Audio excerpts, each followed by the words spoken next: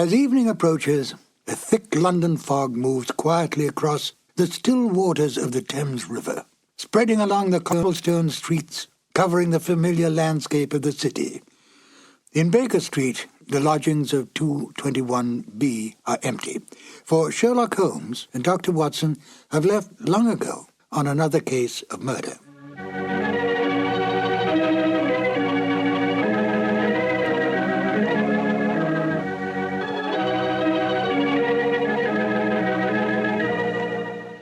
Hello, my name is Ben Wright.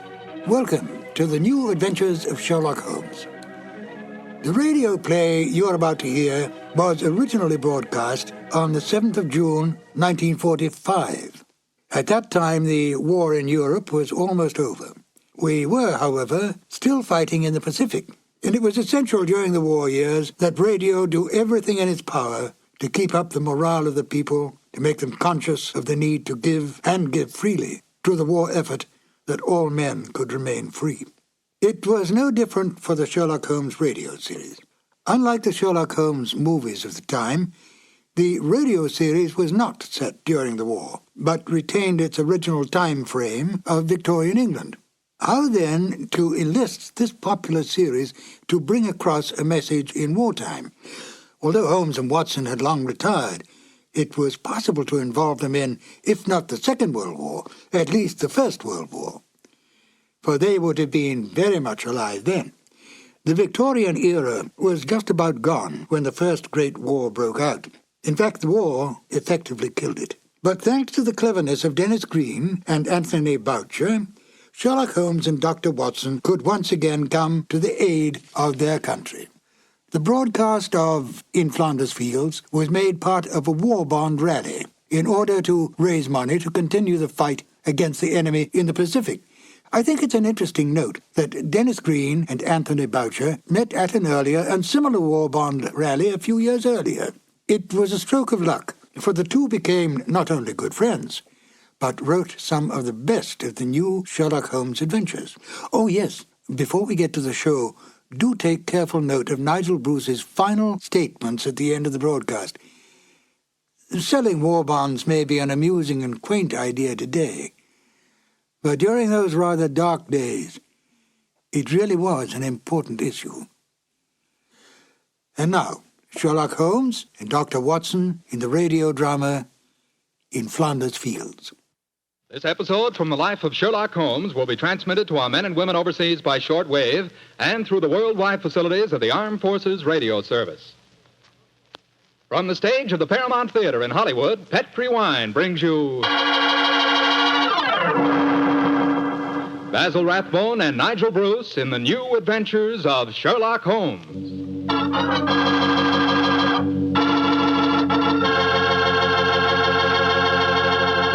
The Petri family, the family that took time to bring you good wine, invite you to listen to Dr. Watson tell us about another exciting adventure he shared with his old friend, that master detective, Sherlock Holmes. You know something? If right now it were possible for me to ask every one of you what you had for dinner this evening, I'll bet a good many of you would say chicken. Chicken is an all-American favorite. But boy, you just haven't tasted chicken till you've tried it together with a glass of well-chilled Petri California Sauterne. Petri Sauterne is a perfect mealtime wine, just made to go with chicken. That Petri Sauterne is a white wine, delicate in color, and what a flavor. A flavor that comes right from the heart of luscious, sun-ripened grapes. You can just taste those wonderful grapes. And I'll tell you something, that Petri Sauterne is pretty much on the terrific side when served with fish or any kind of seafood, too, and that's a fact. But say, whenever you serve that Petri Sauterne, remember you can serve it proudly, because the name Petri is the proudest name in the history of American wines.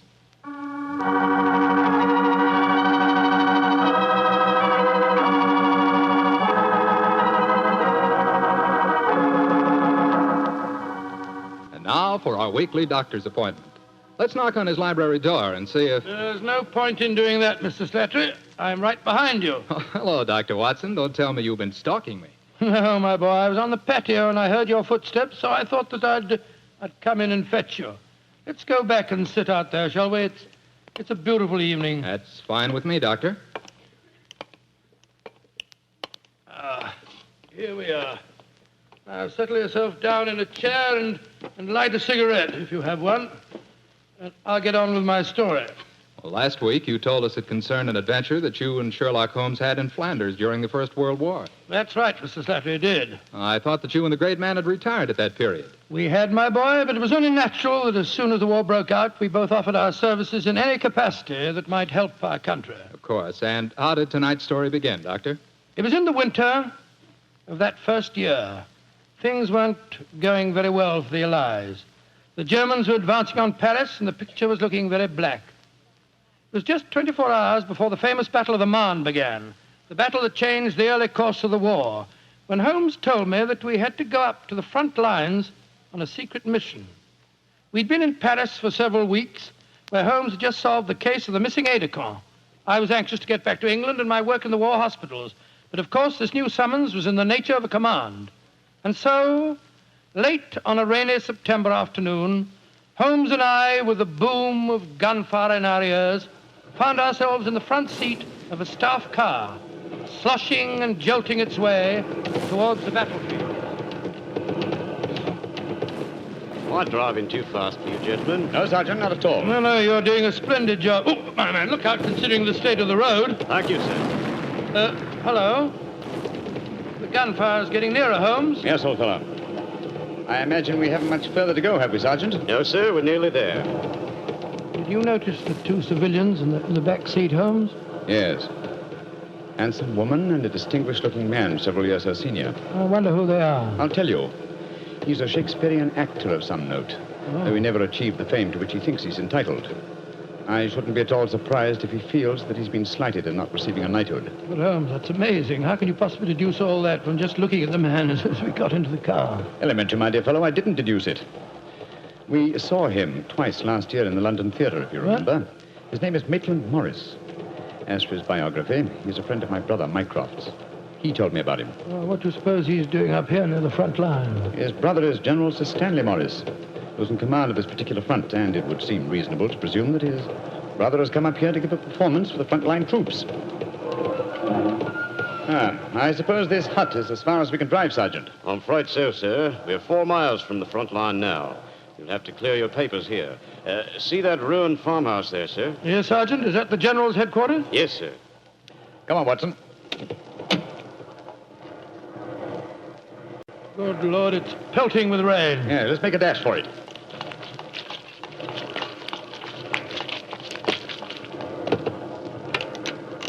Oh, who goes there?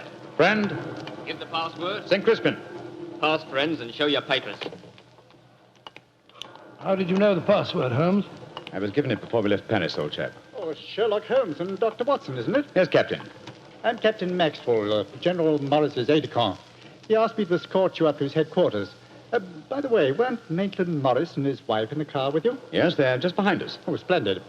I'm afraid I'll have to ask to see your papers. Yes, of course. Here's my permit, Captain Maxwell. Thank you. I know you both, of course, but we can't afford to take any chances when they're this close to the enemy lines. Let's see. Oh, yes, that's fine, Doctor. Everything's in order. All right, yours, please, Mr. Holmes. Here you are. Thanks. Oh, who goes there? Friend. There's the rest of your party now. Oh, good. This is quite in order, Mr. Holmes. Show your papers. Oh, there you are, Captain Oh, Maxwell. hello, sir. Hello, Mrs. Morris. How are you, Captain Maxwell? Well, you both met Mr. Sherlock Holmes and Dr. Watson, I suppose? Well, no, we haven't, even though we drove up in the same car. Natural reserve of us Britishers, I suppose. How are you, Mr. Holmes? How do you do, sir? I know your brother Mycroft very well. How are you, Doctor? I'm glad to meet you, Mr. Morris. I saw you a couple of times in the theatre last year and enjoyed your performances very much. Well, thank you, sir. Well, then you must know my wife, my leading lady. How do you do, gentlemen? How do you do, pleased to Mr. meet Morris? Can I see your papers, Mr. Morris? Just a matter of form. You understand. Yes, of course. Mrs. Morris, I presume you and your husband are going to give a performance tonight for the men going up the front line. Yes, Doctor. We're very flattered. They've asked us to do some Shakespearean scenes. Oh, yes. Although I should have thought something a little lighter would have been more appropriate. The General, he's Maitland's brother, you know, seemed to think differently. Well, my dear, show Captain Maxwell your papers. Then we can all go along and see my brother Stanley. Very well, Maitland. Mr. Morris, I shall look forward to hearing your reading of Shakespeare's St. Crispin's speech from Henry V tonight. Well, bless my soul, Holmes. How did you know I was planning to do it? Well, the setting is so perfect and the time so appropriate, I can't conceive an English actor who could resist the temptation. Oh. I noticed that your brother appreciated the fact in naming today's password. Yes, it's amazingly appropriate. You know, it's almost 500 years ago to the day that the Battle of Agincourt took place. Well, let's hope that the results of the forthcoming battle will be equally successful for England. Yes, indeed. Oh, by the way, Holmes, this will probably seem rather silly to you, but I'm an inveterate autograph collector, and I have my book here with me. I wonder if you'd mind signing. I should be very glad to, Mr. Morris. Give me a pen, will you, Watson? Here we are, Holmes. You'll find yourself among quite distinguished company in that book, sir. So I see. Adelina Patti, Crown Prince of Norway. Hello. Field Marshal von Tauchnitz. Oh, yes. He was one of my admirers when I played in Munich before the war. I suppose now that our countries are fighting, I should tear that page out. You know, I cannot help but feel that art and the appreciation of art are independent of national hatred. Quite so, sir. I myself still have a medal presented to me by the University of Leipzig for some trifling services. There you are, Mr. Morris. Oh, thank you very much, Mr. Holmes. A notable addition to my collection. I shall be very glad to sign your book for you, Mr. Morris, if you'd like me to. That's very kind of you, Doctor. Oh, Captain Maxwell, if our permits are all in order, don't you think we should be moving along? Just what I was going to suggest myself. I'll take you all straight over to General Morris's headquarters.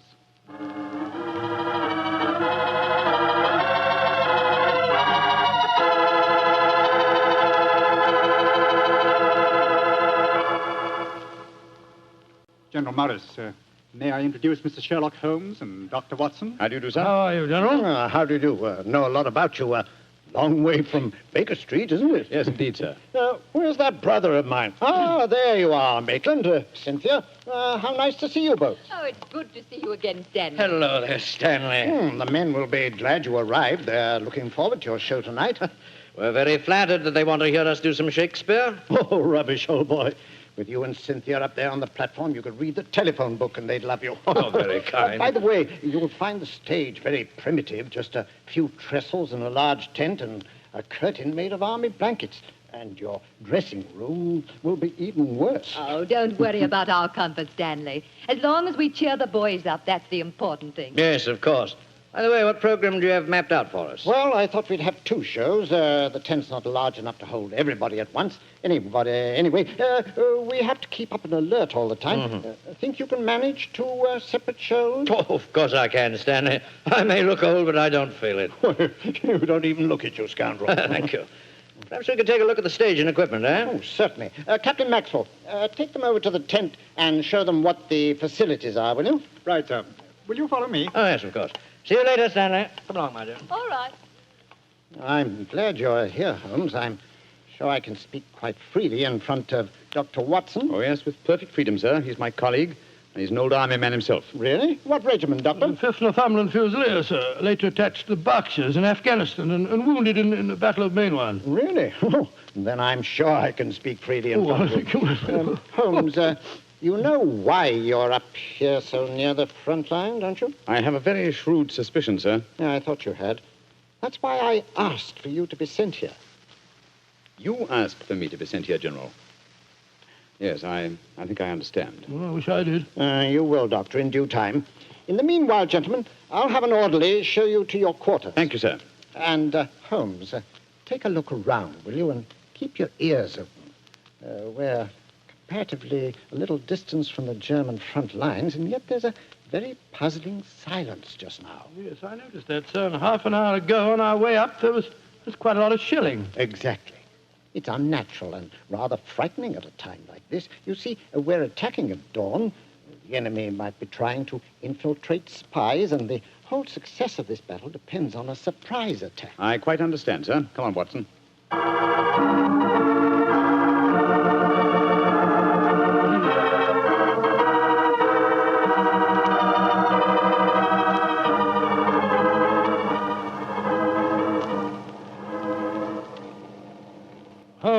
Holmes, the first performance starts in a few minutes, you know. They're all there waiting.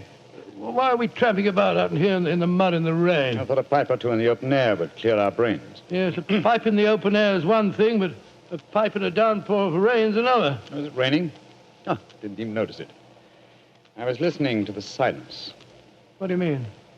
Thousands upon thousands of Germans. Armed Germans. Full of a blind fanatical hatred and desire to kill. are crouched in trenches only a mile or two from here. Surrounding us are an equal number of English boys, also armed, and with a will, if not the desire, to fight, because they know their cause is the cause of freedom and justice. All these thousands poised, ready to pounce on each other and fight to the death, and yet, beyond that patter of rain, there isn't a sound to break the stillness of a September evening. Strange world we live in, old chap. You're being unusually rhetorical, Holmes. Yes, I am, aren't I? Let's be a little more practical, shall we? I wonder what is wrong with the actors tonight. Oh, why do you ask that? Well, a little while ago, I noticed Mrs. Morris in a great state of excitement, going towards the farmhouse where the General is. Then she went back to her own quarters, and now she seems to be headed in our direction. Is anything wrong, Mrs. Morris? It's Maitland. What's wrong with him, madam? He's disappeared. Disappeared? What's happened? We were in the tent together, making up for our performance, when an orderly came in with a message.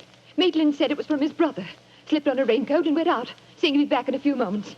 I waited and waited, and after a while I got worried, and I went over to see the General myself. He said that he'd sent no message, and that he hadn't seen any sign of Maitland. Good Lord, what could have happened to him? I don't know, Doctor, but I'm frightened. What shall I do, Mr. Holmes? You're a brave woman, Mrs. Morris. Brave? I don't know, Mr. Holmes. Why? Because the show must go on. I shall take your husband's place. But Holmes, something's happened to Maitland Morris. He's in danger. He might True, be... Watson, true. Huh? But 1,000 men inside that tent are in mortal danger, too. Tomorrow morning, many of them may be corpses on the fields of Flanders. But tonight, they've been promised a show. Do you think that you can do it, Holmes? Oh, I think I can, with the help of Mrs. Morris. I can't do it, Mr. Holmes. You can, Mrs. Morris, and you will. If only to uphold that great tradition of the theater, that the show must go on.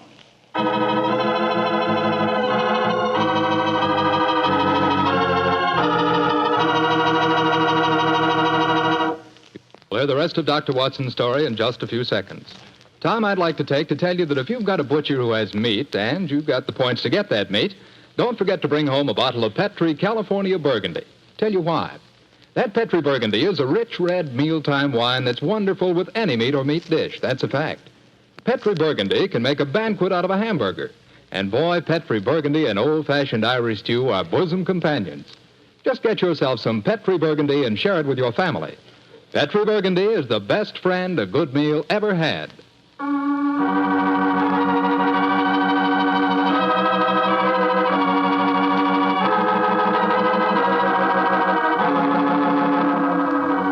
And now, back to tonight's new Sherlock Holmes adventure.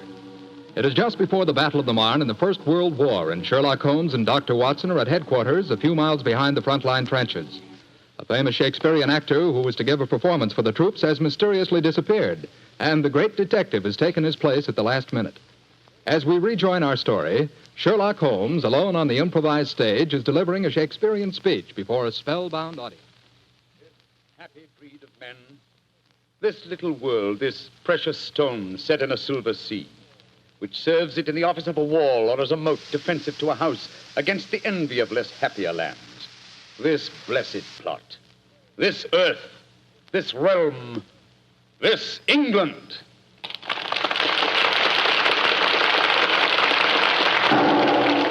Holmes! That shot, are you all right? Yes, old chap. Fortunately, I started to leave the stage as the shot was fired. The bullet just missed me. I heard it splinter some wood nearby. But who on earth would want to shoot you? That's what we've got to find out, though I think it more likely that the shot was intended for me. It was not intended for me, but for Maitland Morris, the man for whom I'm substituting. Well, even so, who'd want to shoot him? Oh, don't ask me so many questions, old fellow. Let's see what clues we can find. Now, the shot was fired from outside the tent from behind me. Yes, look there. See the hole in the tent there? By Jove, yes. The footlights would outline your shadow on the back of the tent. Whoever it must have fired at your silhouette. The question is, where did the bullet embed itself? Aha. Look here, Watson. You got a penknife? Yeah, wait a minute. Here, Holmes. This shouldn't be hard to extract. Look at this splintered tent pole. Wait a minute. There we are. Excellent. Huh. Very interesting. Well, what's so interesting about it? Just a revolver bullet, isn't it? No, it isn't, Watson. Huh? It's far from just a revolver bullet. This bullet was fired from a German Luger pistol. A German pistol? There must have been a spy here behind our lines. That's a reasonable enough assumption. Yes, we may be sure that No English soldier would carry such a weapon and face inspection. Come on, I want to talk to Mrs. Morris.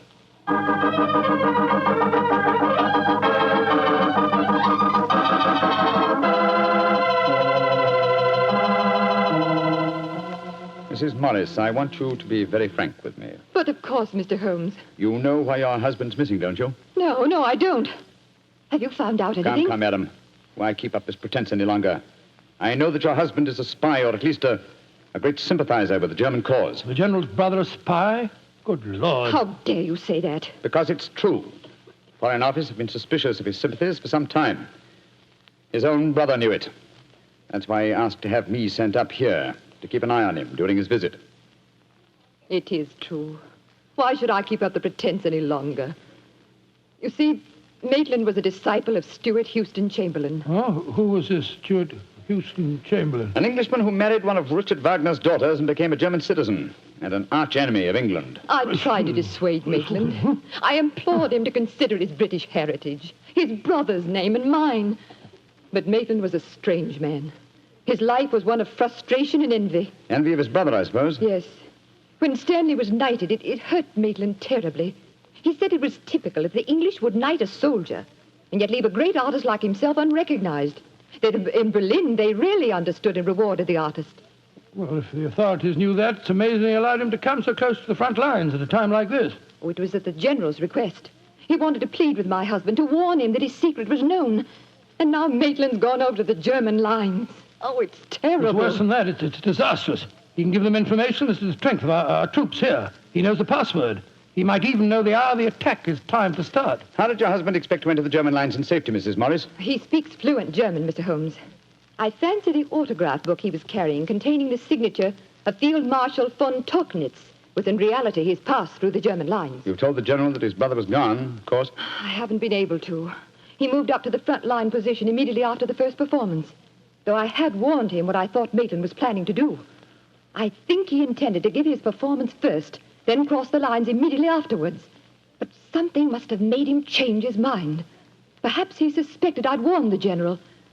Anyhow, as you know, when I got back to our quarters, he'd gone. Did he leave any note, madam? Yes, he did. Here it is. Thank you. I have gone, my dear. Try and understand and forgive if you can. You wouldn't come with me, and so I'm taking what is left of my heart and my hopes where they belong, among the friends that understand and appreciate me. It is something stronger than love and blood and country that makes me do this. It is something dearer to me than life itself. Dearer to me than life itself. Oh, how could he? How could he? The shame of this will kill poor Stanley. Mr. Holmes, will you break the news to him? I know it's cowardly of me, but I just can't tell him myself. Don't worry, Mrs. Morris. I'll tell him. Dr. Watson and I will ask Captain Maxwell to escort us to the General's frontline headquarters. In the meantime, try and keep calm. We'll tell him.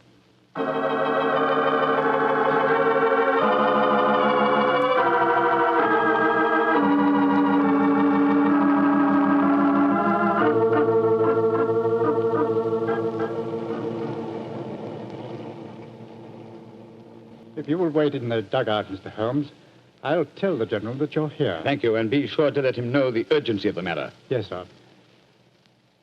Holmes, this is a dreadful business. Yes, it is, Watson. Though if my plans work out correctly, I think the success of tomorrow's battle may not be imperiled. What plan? Listen.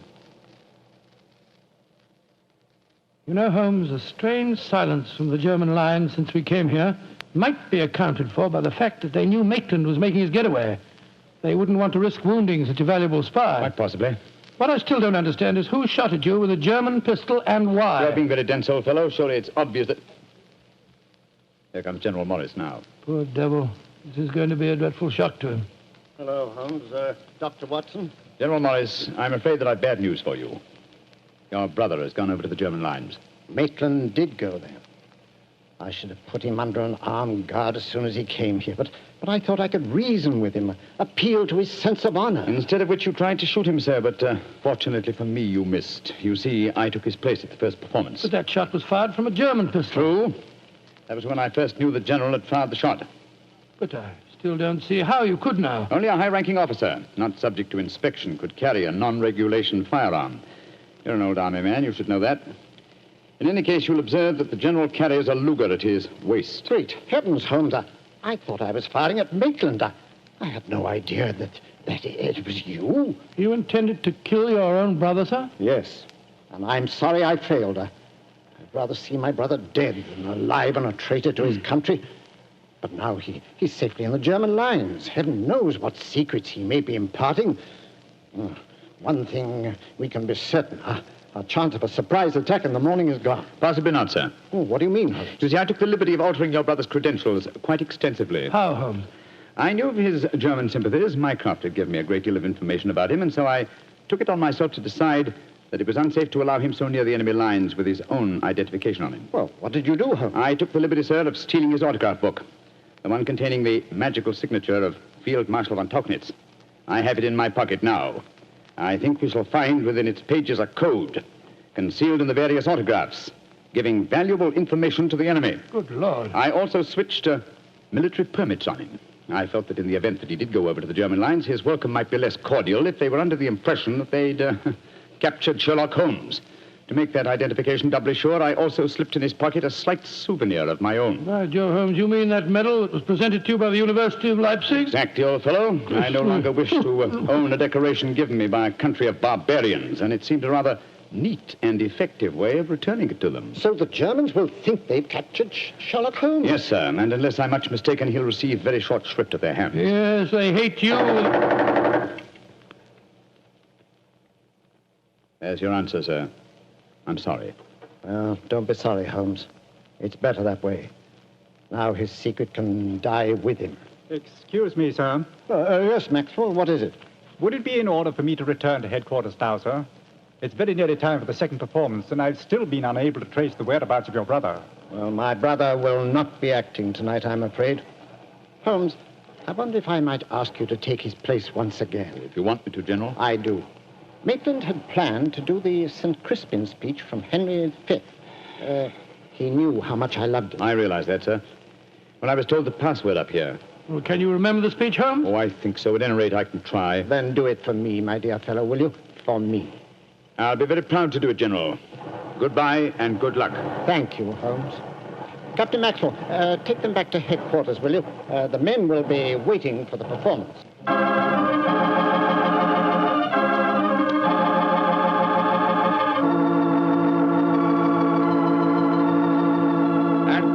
Crispian shall ne'er go by from this day to the ending of the world, but we in it shall be remembered. We few, we happy few, we band of brothers.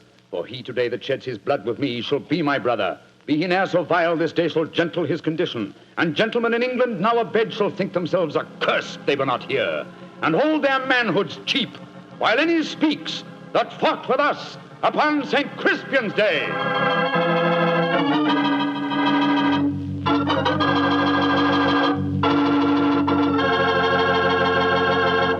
Well, Doctor, that was a bit of an exciting adventure you You told. know, I can still remember that awful feeling I had when I heard the shot in the tent and realized someone had tried to kill Holmes. He did have a narrow escape, didn't he? Well, Holmes always said there was no such thing as a narrow escape.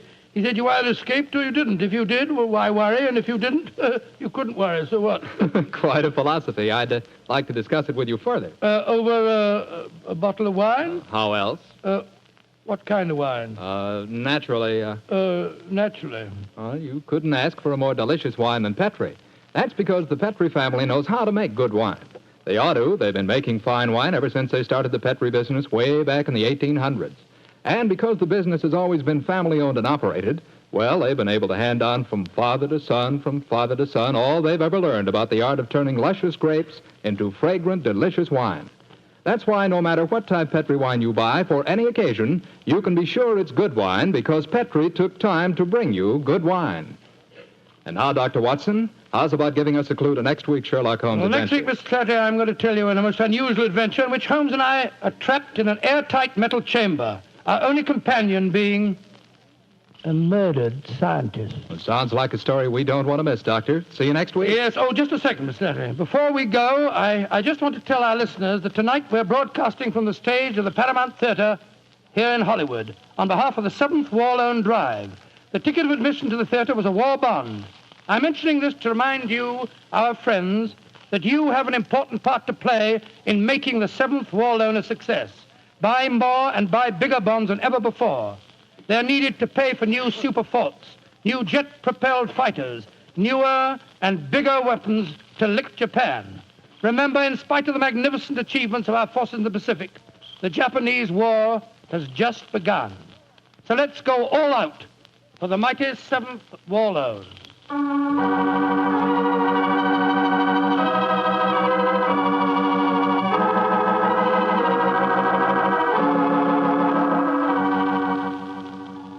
Tonight's Sherlock Holmes adventure is written by Dennis Green and Anthony Boucher and is based on an incident in the Sir Arthur Conan Doyle story, The Adventures of the Blanched Soldier. Mr. Rathbone appears through the courtesy of Metro-Goldwyn-Mayer, and Mr. Bruce through the courtesy of Universal Pictures, where they are now starring in the Sherlock Holmes series.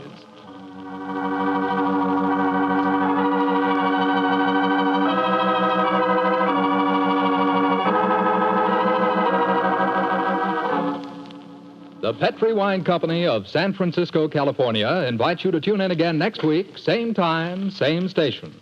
Oh, the Petri family took the time to bring you such good wine. So when you eat and when you cook, remember Petri wine. To make good food taste better, remember... Petri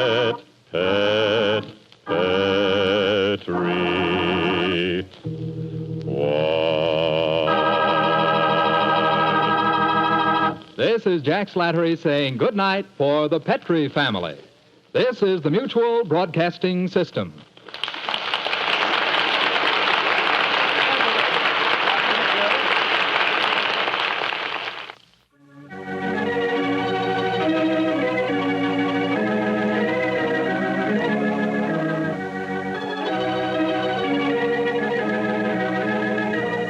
It was only a short time later that calls for the sale of war bonds would come to a complete halt.